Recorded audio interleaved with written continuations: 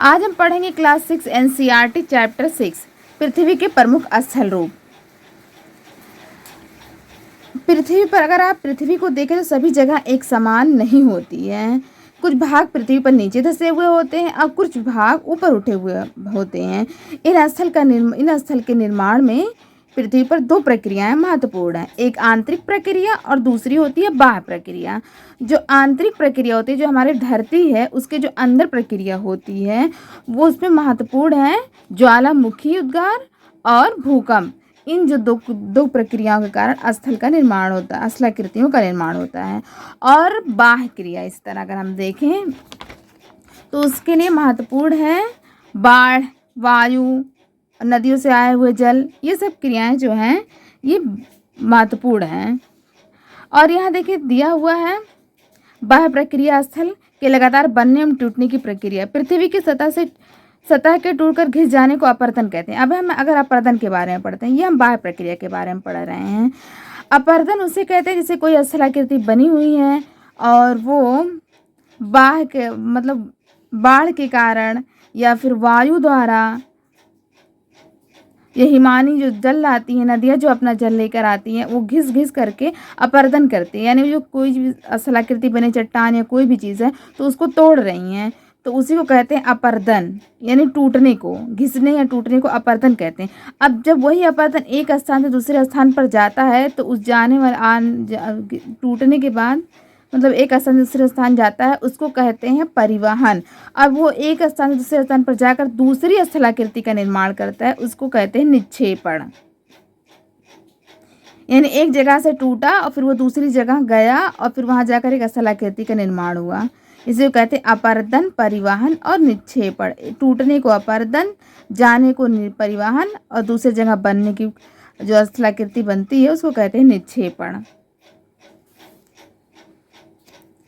अब हम इसमें पर्वत के बारे में पढ़ेंगे। पर्वत पठार, इस लेसन में हम पढ़ेंगे पर्वत, पठार और मैदान के बारे में। चले हम एक एक करके पढ़ते हैं। अब हम पढ़ेंगे पर्वत के बारे में। पर्वत पृथ्वी की सतह की प्राकृतिक ऊंचाई है, जो है जैसे ये पर्वत है, ये पृथ्वी है, ये धरातल है, धरातल यहाँ से ये उठा है और ऐसे गया है, यहाँ ये आधार है, ठीक है, ये पर्वत का आधार है, और ये शिखर है, जो आधार होता है पर्वत का वो चौड़ा होता है और शिखर जो होता है वो नुकीला होता है। ये पिरामिड के आकार का होता है, हाँ, तो शंकु भी बोल सकते हैं, शंकु की तरह की भी आकृति भी कह सकते हैं, लेकिन यह है पर्वत। अब पर्वत जो होता है आसपास बहुत ऊंचा होता है, कुछ पहाड़ बादलों से भी ऊंचे, जैसे आप ऊंचाई पर जाएंगे जलवायु ठंडी होती है, यानी अगर हम पहाड़ के ऊपर की तरफ जाएंगे तो इधर यहाँ ये जलवायु जो होती है यहाँ ठंडी होती जाएगी। ऊपर की तरफ आप देखेंगे कहीं कहीं बर्फ़ जमे हुए होते हैं पहाड़ों में, जिन्हें हिमानी कहते हैं, यानी और पहाड़ों से नदियाँ भी निकलती हैं। यहाँ पर जीवन बहुत कठिन है क्योंकि यहाँ कृषि योग्य भूमि भी नहीं होती है, ठंड बहुत ज़्यादा होती है, आने जाने के लिए रास्ता भी बहुत कठिन होता है, तो यहाँ लोग बहुत कम निवास करते हैं क्योंकि यहाँ के जो रहन सहन है वो बहुत कठिन है। और अगर इसी पर्वत में देखा जाए तो अगर ऐसे करके बहुत सारे पर्वत का निर्माण हो तो इन्हें कहेंगे पर्वत श्रृंखला या पर्वत श्रेणी भी कह सकते हैं, हाँ। अब अगर हम पढ़ेंगे पर्वत के बारे में तो अब चलिए पर्वत के प्रकार पढ़ते हैं। जैसे कि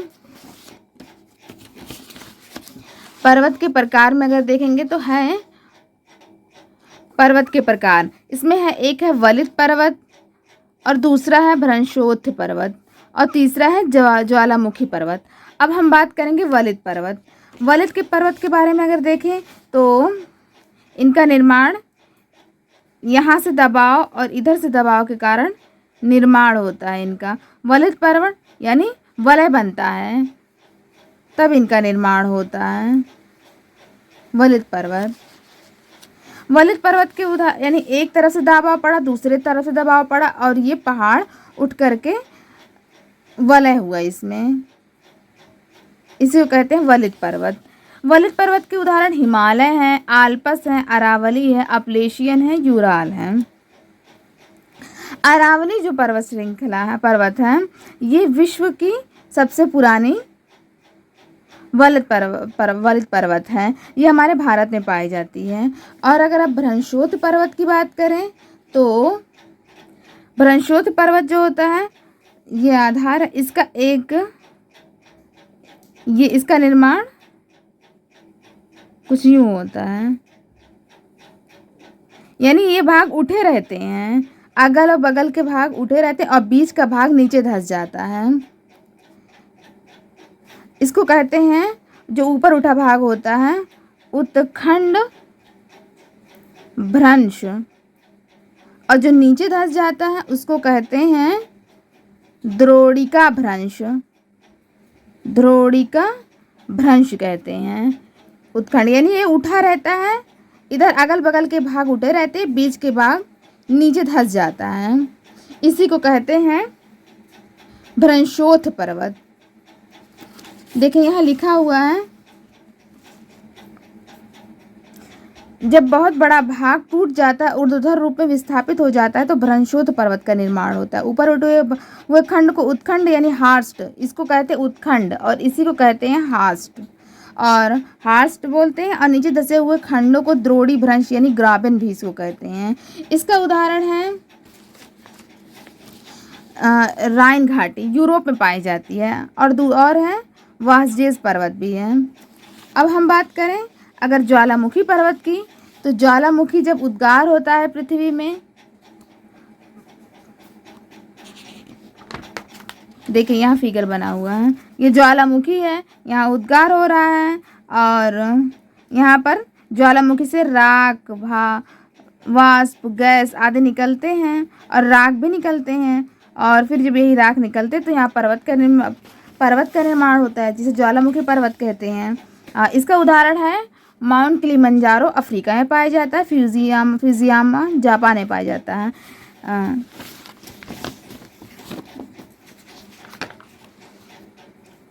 देखिए ज्वालामुखी पर्वत ज्वालामुखी क्रिया के कारण बनते, अफ्रीका का माउंट किलिमंजारो, जापान का फ्यूजियामा, इस तरह के पर्वत हैं।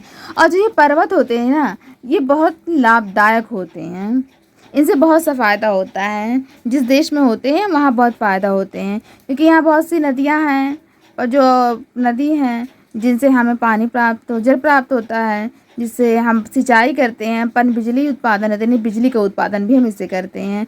और नदी घाटी और वेदिकाएँ पाई जाती हैं जहाँ हम कृषि करते हैं। यहाँ आप देखिए लिखे हैं, घाटी और वेदिकाएँ कृषि के लिए उपयुक्त होती हैं। पर्वतों में अलग अलग प्रकार के वनस्पति और जीव जंतु पाए जाते हैं, यानी यहाँ जैव विविधता भी पाई जाती है। जड़ी बूटियाँ हैं, जो प्राणी तरह तरह के पाए जाते हैं, और जो वन है उनसे हमें ईंधन प्राप्त होता है, चारा है, और बहुत सारे पशु पक्षियों का आश्रय भी ये देता है वन जो है, और इससे गोद, रेजन और बहुत सारी चीज़ें प्राप्त करते हैं। और यहाँ पर पर्यटन के लिए पर्यटक जो हैं, जो सैलानी हैं, जो विदेश से आते हैं, बहुत सारे लोग विदेश से भी यहाँ घूमने आते हैं, जिनसे लाभ होता है सरकार को। और यहाँ बहुत से खेल, विभिन्न प्रकार के खेल जैसे paragliding, hang gliding, river rafting, skydiving पर्वत प्रचलित खेल हैं। यहाँ पर बहुत सारे खेल खेलते हैं। तो पर्वत जो हैं वो हमारे लिए बहुत आर्थिक स्थिति में सहयोग करते हैं। अब हम बात करेंगे पठार के बारे में। अब पठार के बारे में हम देखेंगे पठार का निर्माण कैसे होता है। तो जो पठार हैं, जैसे ये धरातल है, तो पठार जो हैं इनकी ढाल जो है वो ज़्यादातर खड़ी होती है, ये बस ऊपर उठे हुए होते हैं। इनका जो आधार होता है ये सपाट होता है, जैसे टेबल की तरह होता है, ये एकदम सपाट होता है, और ढाल खड़ा होता है, इनका ढाल खड़ा होता है। पर्वत में क्या था, पर्वत में शिखर बने हुए होते थे पिरामिड के आकार का, लेकिन इसमें पिरामिड का आकार का ना बन करके एकदम ये प्लेन है। देखिए लिखा हुआ है, पठार उठी हुई सपाट भूमियां या आसपास के क्षेत्रों से अधिक उठा हुआ होता है। इसका ऊपरी भाग मेज के समान सपाट होता है। किसी पठार कि एक या एक से अधिक किनारे होते हैं जिनके ढाल होते हैं। हाँ, भारत में देखिए दक्कन का पठार जो है पुराने पठारों में से एक है। इसमें केन्या, तंजानिया, युगांडा, पूर्वी अफ्रीका पठार, ऑस्ट्रेलिया का पश्चिमी पठार इस प्रकार के उदाहरण हैं। अगर सबसे बड़ा पठार देखा जाए, विश्व का सबसे ऊंचा पठार देखा जाए जिसकी ऊंचाई मात्र समुद्र तल से 4000 से 6 मीटर तक है, वो उसका नाम है तिब्बत का पठार। वो तिब्बत का पठार है। और जो पठार होते हैं इनसे हमें बहुत सारे खनिज मिलते हैं, इसमें बहुत प्रचुरता होती है खनिज की। अगर अफ्रीका के पठार में देखा जाए तो हाँ सोना हीरा खनन के लिए प्रसिद्ध है। और हमारे भारत में छोटा नागपुर का पठार है, इसमें लोहा, कोयला और मैग्नीज के बहुत बड़े भंडार पाए जाते हैं। यानी इनसे ये जो पठार हैं ये बहुत कीमती होते हैं, यहाँ पर खनिज भंडार पाए जाते हैं। और पठारों में बहुत सारे जलप्रपात कहते हैं झरना को। हाँ, जलप्रपात कहते हैं झरना को। अगर हम छोटे नागपुर पठार पर एक नदी है स्वर्णरेखा, वहाँ पर स्थित है हुंडू जलप्रपात। इस तरह कर्नाटक में जोग जलप्रपात है। और जो यहाँ पर लावा पठार होते हैं, जो ज्वालामुखी कारण जिन पठार का निर्माण होता है, लावा उससे जो लावा निकलता है उससे काली मिट्टी का निर्माण होता है। और काली मिट्टी में कपास की खेती बहुत अच्छी होती है। अब अगर हम मैदान की बात करें तो मैदान समतल भूमि के एक बड़े भाग होते हैं। वो सामान्यतः मध्य समुद्र तल से 200 मीटर से अधिक ऊंचे नहीं होते। जो समुद्र तल है उनसे वो 200 मीटर से ज़्यादा अधिक नहीं होते। जो पहाड़ी है ना वो 600 मीटर से अधिक होती है, तो ही वो पठारी है, तो पहाड़ी है। और जो मैदान है वो 200 मीटर से अधिक नहीं होते हैं। मतलब जहाँ से हम ऊंचाई मापते हैं वो ऊंचाई हम समुद्र तल से ही नापते हैं। तो ये जो मैदान है वो समुद्र तल से 200 मीटर अधिक ऊंचा नहीं होता है। और कुछ मैदान समतल होते हैं तो कुछ मतलब उर्मिल तरंगित तो यानी कुछ उठे या गड्ढे वाले भाग इस तरह होते हैं। लेकिन और जो अधिकांश मैदान नदियों और उनकी सहायक नदियों द्वारा बने होते हैं। ये नदी और सहायक नदी से कैसे बनते हैं? जैसे नदियाँ पहाड़ों से आती हैं तो अपने साथ बहुत सारे गाद, मिट्टी और बालू, बजरी, सिल्ट ये सब लेकर आती हैं और उनको वहाँ निक्षेपित कर देती हैं, यानी वहाँ लाकर छोड़ देती हैं।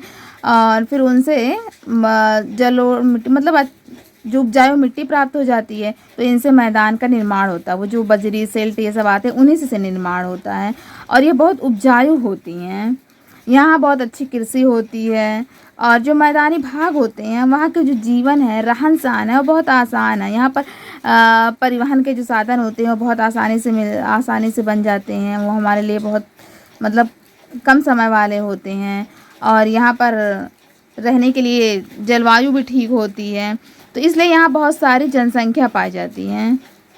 नदियों द्वारा बनाए गए कुछ बड़े मैदान एशिया और उत्तरी अमेरिका में पाए जाते हैं। एशिया में अगर देखा जाए तो भारत में गंगा मैदान है, ब्रह्मपुत्र मैदान है। गंगा ब्रह्मपुत्र का मैदान भारत में हो गया। चीन के यांगत्से नदी का मैदान भी है जहाँ जनसंख्या बहुत अच्छी पाई जाती है। लेकिन हमारे भारत में सबसे ज़्यादा जनसंख्या गंगा का मैदान में पाई जाती है। अब हम एक फिगर देखते हैं। जैसे देखिए मैं ये फिगर बनाई हूँ, समुद्र तल है, ये समुद्र है यानी ये समुद्र का तल है। इनसे 200 मीटर तक ऊंचे यानी उससे अधिक तक के ऊंचे नहीं हो सकते हैं, ये मैदान है। उसके बाद पठार देखा जाए, पठार ये है जिसका ढाल जो है वो खड़ा होता है, लेकिन ये एकदम मेज़ के आकार का सपाट होता है। और पहाड़ी देखें ये पिरामिड के आकार की होती है, शिखर जिसे बोलते हैं। ये थोड़ा जो पर्वत होता है उनसे छोटी होती है। और पर्वत जो है वो पहाड़ी से बड़े होते हैं, बिल्कुल पहाड़ी का बड़ा रूप होते हैं पर्वत। और जब कई पर्वत एक साथ मिल जाते हैं तो उनको कहते हैं पर्वत श्रृंखला या पर्वत श्रेणी। यानी समुद्र तल, उसके बाद मैदान, पठार जिसका सपाट भाग होता है, पहाड़ी पर्वत से छोटी है और वो शिखर नुमा होती है ऊपर की तरफ। और आधार इसके चौड़े होते हैं। पठार का भी आधार चौड़ा होता है और पहाड़ी का भी आधार चौड़ा होता है। और जब कई पर्वत मिलकर निर्माण करते हैं तो उनको कहते हैं पर्वत श्रृंखला। आज इसी के साथ हम अपने इस चैप्टर का अंत करते हैं। मिलेंगे दूसरी वीडियो में।